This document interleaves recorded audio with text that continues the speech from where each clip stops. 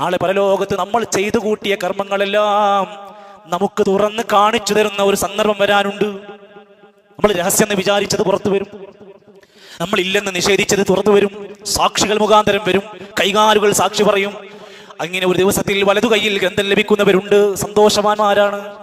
എന്നാൽ ഖുർആൻ പറയാണ്, ഒരു വിഭാഗം ആളുകളുണ്ട്, അവർ പാപികളായി ദോഷികളായി ജീവിച്ച ഇടത് കൈയിൽ ഗ്രന്ഥം ലഭിക്കുന്നവരാണ്. അവരുടെ പുറകിലൂടെ ഇടത് കൈയിലായി അവരുടെ പ്രവർത്തനത്തിന്റെ കിതാബ് കയ്യിൽ കൊടുക്കുമ്പോൾ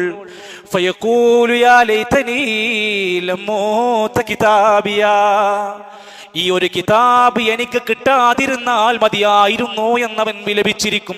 അത് മുഴുവൻ അവന്റെ തിന്മയുടെ ഭാണ്ഡങ്ങളാണ്. ഈ പരലോകത്ത് ഒരുമിച്ചുകൂടി എന്റെ കർമ്മങ്ങൾ പരിശോധിക്കുന്ന ഹിസാബുണ്ടെന്ന് ഞാൻ ഒരിക്കലും പ്രതീക്ഷിച്ചില്ല.